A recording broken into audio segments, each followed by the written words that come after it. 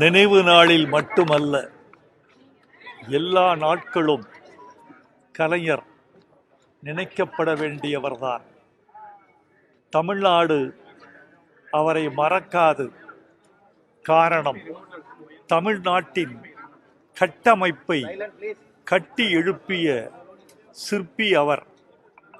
இன்றைக்கு தமிழ்நாட்டு முதலமைச்சர் மு.க. ஸ்டாலின் அவர்கள் தமிழ்நாட்டின் வளர்ச்சியை இரட்டை இலக்க வளர்ச்சியாக மாற்றியிருக்கிறார். இந்த மாற்றம் தமிழ்நாட்டுக்கு கிடைத்த இந்திய வெற்றி என்று சொல்ல வேண்டும். இந்த வெற்றிக்கு வேறாகவும் விழுதாகவும் இருப்பவர் முத்தமிழறிஞர் கலைஞர். எங்களை பொறுத்த அளவில் மொழிக்கு அவர் ஆற்றிய தொண்டு மறக்க இயலாதது.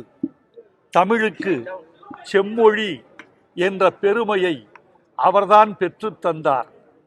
செம்மொழி பெருமை உங்களுக்கு மட்டுமே உரியது என்று சோனியா காந்தி அம்மையார் அவருக்கு எழுதிய கடிதம் இங்கே கல்வெட்டாக இருக்கிறது. அதேபோல் எங்களுக்கு இன்னொரு கனவு இருக்கிறது. தமிழுக்கு செம்மொழி எப்படி எங்களுக்கு பெருமை தேடி தந்ததோ, திருக்குறள் தேசிய நூலாக வேண்டும் என்பதும் எங்களுடைய நீண்டகால கனவு, இன்னும் நிறைவேறாத கோரிக்கை. இந்த ஆண்டு விடுதலை திருநாள் சொற்பொழிவின் போது இந்திய பிரதமர் மாண்புமிகு நரேந்திர மோடி அவர்கள் தன் சொற்பொழிவுக்கு தேவையான குறிப்புகளை இந்திய மக்கள் வழங்கலாம் என்று அறிவித்திருந்தார்.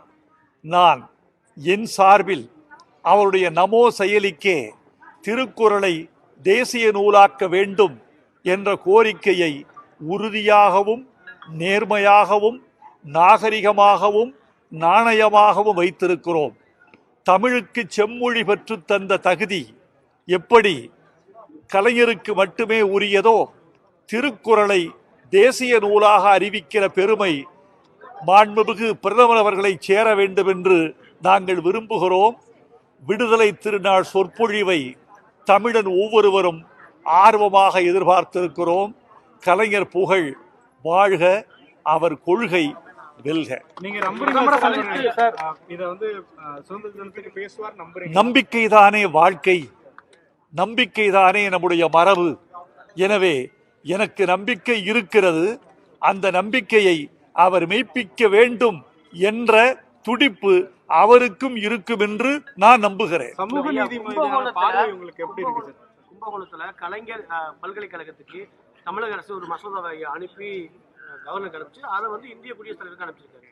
இது காலதாமதம்னு நினைக்கிறீங்களா? இன்னைக்கு அவர் நினைவு நாள்.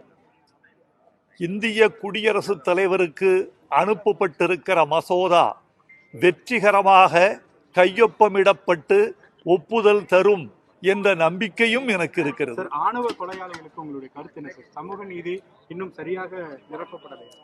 இந்த நாட்டில் மதம் பெரிதா ஜாதி பெரிதா என்று ஒரு கேள்வி கேட்கப்பட்டது பெரியார் அவர்களை பார்த்து. பெரியார் சொன்னார், மதம் பெரிதல்ல, ஜாதிதான் பெரியது என்றார். ஏன் என்று கேட்டார்கள்.